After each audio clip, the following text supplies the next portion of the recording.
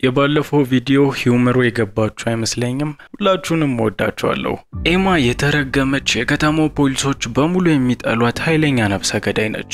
የዚች ልጅ የሚገርም ጥበቧ በተለያየ ጊዜ የተለያየ ሰው መምሰል የምትችል ሲሆን የሚሰጧትንም ሚሽኖች ሰዎቹን ቀርባ አማላቸው በመግደል ትታወቃለች። ከዛም በኋላ ኤማ ወደ ቤቷ ስትመለስ ልጆቿ፣ ባለቤቷ ዴቭ ሁሉም የሚያውቁት እናታቸው የቢሮ ሰራተኛ እንደሆነች ነው። እሷም ቢሆን በቤቷ ውስጥ ምርጥ እናት ነች። እውነተኛው የኤማ ማንነት ግን በከተማ ውስጥ ቁጥር 1 ተፈላጊ ኃይለኛ ነፍሰ ገዳይ መሆኗ ነው። አንድ ቀን ጠዋት ላይ ኤማ ራጅ ከተባለ ሰው ስልክ ተደውሎላታል። ሁሉም የዚህ ቤተሰብ አባላቶች ራጅ የሷ የሥራ ባልደረባ አለቃዋ እንደሆነ ነው የሚያውቁት። እውነታው ግን እንደዛ አይደለም። ራጅ የሥራ ባልደረባም አለቃም አይደለም። አንድ ትልቅ የነፍሰ ገዳይ ቡድን የሚመራ ኃይለኛ ነፍሰ ገዳይ ሲሆን እሱም ኤማ ጋር ደወለ ማለት የሚገደል አንድ ሰው አለ ማለት ነው።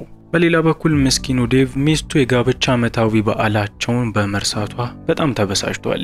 መርሳቱ ሲሆን በነገው ዕለት ቢያንስ ጊዜ ሰጪኝና አንድ ላይ እናክብረው በማለትም ኤማን በነገው ዕለት አብረው እንዲያሳልፉ ይጠይቃታል።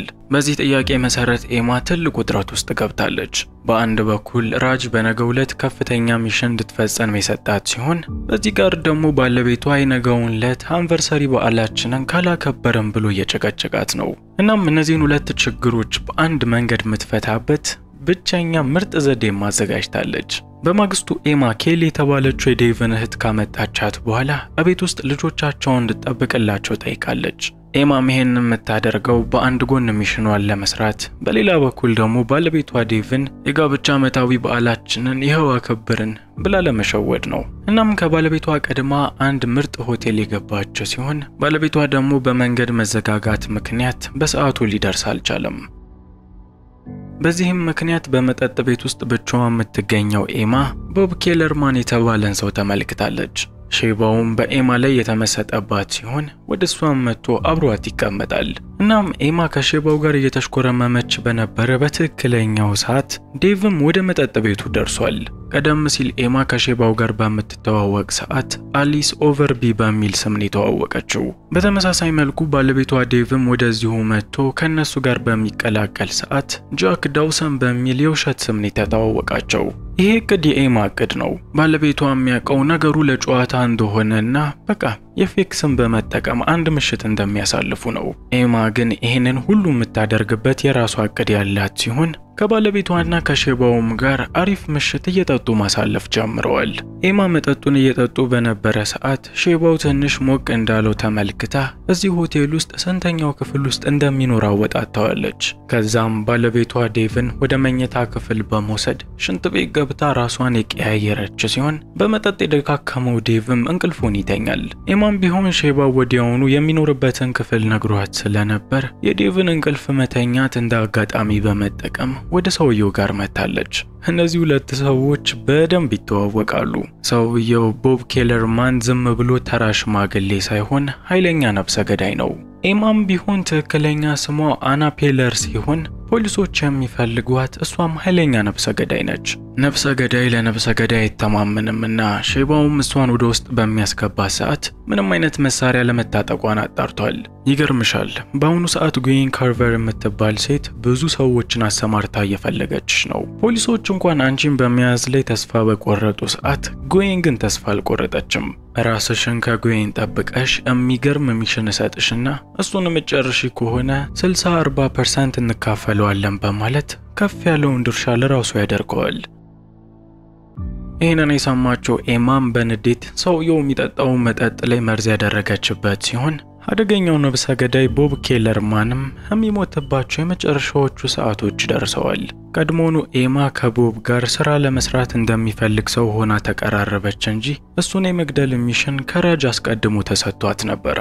በሌላ በኩል መስኪኑ ዴቭ ከተኛበት ተነስቶ ሚስቱ ጋር በመደወል የት እንዳለች ይጠይቃታል። በተመሳሳይ ሰዓት ሼባው በመርዙ ምክንያት አይኑ ማየት ያቆመ ሲሆን እጆቹ ግን እየሰሩለት ስለነበር ሽጉጡን ዝም ብሎ ሲተኩስ ነበር። ኤማም ቢሆን ወዲያውኑ ስልኩን የዘጋችው ሲሆን ቦብ ኬለርማንን ሽጉጡን ተቀብላ የዛኑ ሰዓት እስከ መጨረሻው አሰናብተዋለች። ከዛም ወደ ክፍሏ ስትመለስ ልክ ሕፃን ልጅም በከረሜላ ምንም እንዳይጠይቅ እንደሚሸውዱት ዴቭንም አንዳች ነገር እንዳይጠይቃት በከረሜላ ሸውደዋለች። በማግስቱ ወደ ቤት ሲመለሱ የዴቭ እህት ኬሊ ልጆቹን በሚገባ ጠብቃ ያስረከበቻቸው ሲሆን ቤተሰቡም ወደ መደበኛ ህይወቱ ተመልሷል። ወደ ቤት ከተመለሱ በኋላ ዴቭ በተደጋጋሚ ብዙ ጥያቄዎችን ሲጠይቅ ነበር። ይሁንና ኤማ ከራጅ ጋር መልእክት እየተላላከች ሙሉ ነገሩን ችላ ያለችው ሲሆን ይባስም ብላ ባለቤቷ ዴቭ እያወራ ትታው ከራጅ ጋር ስልክ ለማውራት ትወጣለች። በአሁኑ ሰዓት ራጅ ትላንትና ቦብ ኬለርማን ሲናገረው የነበረው ነገር እውነት መሆኑን አረጋግጦላታል። ጎየን ካርቨር ሙሉ ሰዎቿን አሰማርታ እየፈለገቻት የሚገኝ ሲሆን በአሁኑ ሰዓትም በፍጥነት የአየር ማረፊያ በመሄድ ያንን ከተማ ለቃ መውጣት እንዳለባት ይናገራል። በተመሳሳይ ሰዓት ዴቭ ትላንት በነበሩበት ሆቴል ውስጥ ሼባው መገደሉን በዜና ላይ ይመለከታል። በሚገባም ከዛ ሰው ጋር የነበራቸውን ቆይታ ስለሚያቅ ምናልባት የደህንነት ካሜራዎች ታይተው በግድያው ልንጠረጠር እንችላለን በማለት ምንም በማያውቁት ነገር እስር ቤት እንዳይገቡ ተጨንቋል። የዚህን ሰዓትም ኤማ ሆቴል ሲገቡም አልጋ ሲይዙም የውሸት ስም ሲጠቀሙ ስለነበር ማንም እንደማይዛቸው ትናገራለች።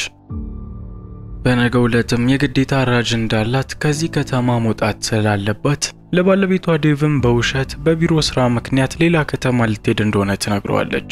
በዚያን ቀን ማግስትም ኤማ በእቅዳቸው መሰረት ለባለቤቷ ዴቭ በሳምንቱ መጀመሪያ እንደምትመለስ ቃል በመግባት ወደ ኤርፖርት ጉዞዋን ጀምራለች።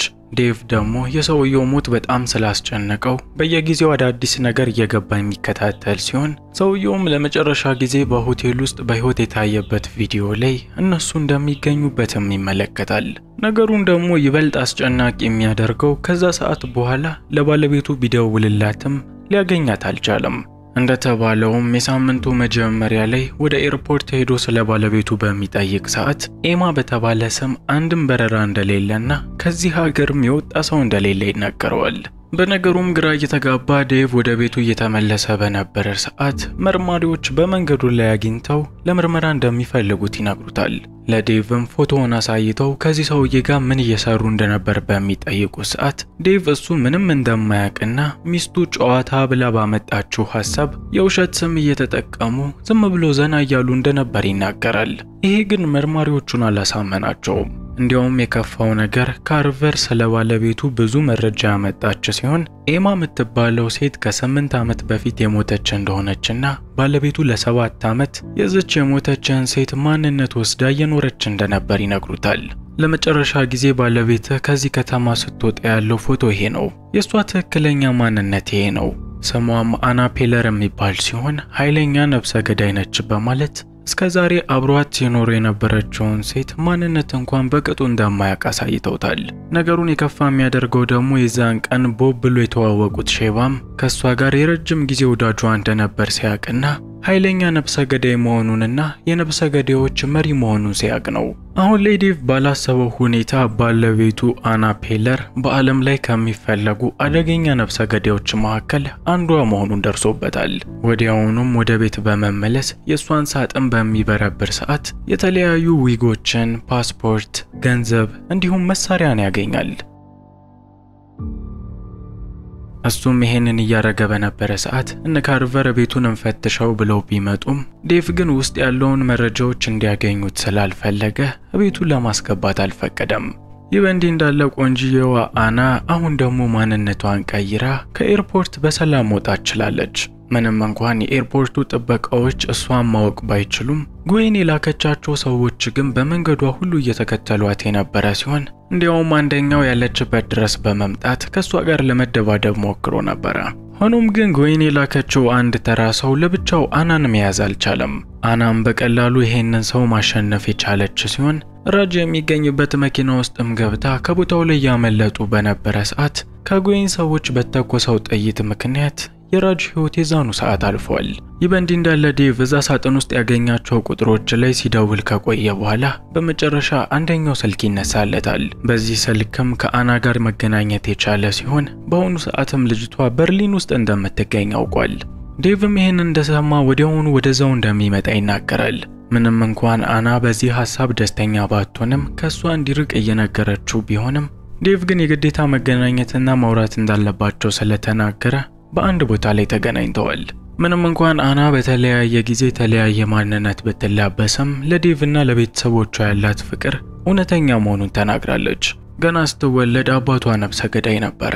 እናም ከተወለደችበት ቀን ጀምሮ ሰውየው ስለ ነፍሰ ግድያና ስለተለያዩ ወንጀሎች እየሰበከን ያሳደጋት። ምንም እንኳን በዚህ ህይወት ውስጥ ረጅም ጊዜን ብታሳልፍም አሁን ላይ ግን የመጨረሻ ሚሽኗን ከሰራች በኋላ ለቤተሰቧም ለሷም ደህንነት ስትል ይህን ስራ ሙሉ በሙሉ እንደምታቆም ለዴቭ ቃል ገብታለታለች። ዴቭም ቢሆን በአና የሚያማምሩ ቃላቶች ለመሸነፍ ብዙም ጊዜ አልወሰደበትም። እንዳልሽው ይሁን ስራሽን ጨርሰሽ በሰላም እንኖራለን በማለትም በሷ ሐሳብ የተስማማ ሲሆን ከዛ ከነበሩበት ቤት ከመውጣታቸው በፊት ግን የጉዌን ካርቨር ሰዎች ሙሉ ቤቱን ከበውታል። አናም ሰዎቹ አጠገቧ እስኪደርሱ ድረስ ምንም ሳትናገር ተቀምጣ የነበረ ሲሆን እሷና ባለቤቷን ለመያዝ በሚሞክሩ ሰዓት ግን እሷንም ዴቭንም ለመታደግ የቻለችውን ሞክራለች። ሆኖም ግን አልተሳካም።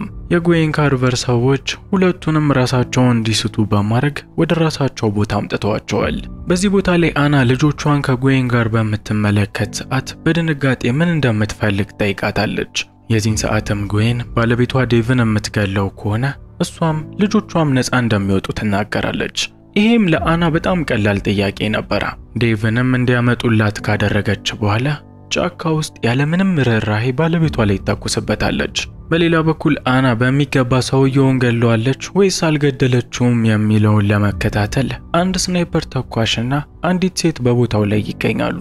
አናም ያቺ ልጅ ሰውየው መሞቱና ለመሞቱን ለማየት በምትመጣ ሰዓት ወዲያውኑ ከልጅቷ ላይ ሽጉጡን በመንጠቅ የዛኑ ሰዓት በቦታው ላይ ገላታለች። በሌላ በኩል ባለቤቷ ዴቭን አውቃ ቆሰለችው እንጂ እንዲሞት አላደረገችውም። በዚያውም ስናይፐር ተኳሹ የቱ ጋር እንደሚገኝ ማወቅ የቻሉ ሲሆን በስናይፐር ተኳሹ ከመገደላቸው በፊት ሁለቱም በሁለት አቅጣጫ ተበትነዋል። የዴቭ አቅጣጫ ወደ ልጆቹ የሚያደርሰው ሲሆን ወደዛ በመሄድ ልጆቹን መታደግ ይኖርበታል። አና ደግሞ ከዚህ በኋላ ህይወታቸው ሰላማዊ እንዲሆን የግዴታ ጉዌን መሞት ስላለባቸው የተቀሩትን ለመጨረስ ለብቻዋ ሄዳለች። በአሁኑ ሰዓትም ዴቭ የተሰጠው ሚሽን በሚገባ የተወጣ ሲሆን ልጆቹን እየጠበቀ የነበረውን ሰው በመጣል ልጆቹን በእጁ ማስገባት ችሏል። በሌላ በኩል አናም የተቀሩትን የጉዌን ሰዎች በመግደል ጉዌን የምትገኝበትን ቦታ እየፈለገች የነበረ ሲሆን በቦታው ላይ ያሉትን ሰዎች ገላ ከጨረሰች በኋላ ግን ጉዌን ወደ ጫካው ማምለጧን ትሰማለች። አናም ይሄን እንዳወቀች ምንም ጊዜ ሳታጠፋ ወደ ጫካው ሄዳ ነበር። በጊዜውም ጉዌን ከአና የተሻለ መሳሪያ ይዛ ስለነበር እገላታለሁ ብላ ያሰበች ብዙ ጊዜ ወደሷ ብትተኩስም አንዱም ጥይት ግን አናን አልመታትም። በምላሹም አና ሳታያት ጉዌንን ከኋላዋ ሄዳ በመያዝና ሆዷ ላይ በጥይት በመምታት መጨረሻዋ መድረሱን ታሳያታለች። አሁን ላይ አንቺን ባንዴ ገድዬሽ ሰላማዊ ረፍት አልሰጥሽም።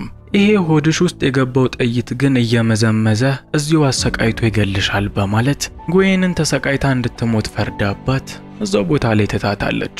በመጨረሻም ቤተሰቡና ልጆቹ በሰላም ከነጉዌን ወጥመድ ማምለጥ ችለዋል። ከዚህ በኋላም ሰላማዊ አዲስ ህይወትን ለመመስረት ወደ ሌላ ከተማ ተሸጋግረዋል።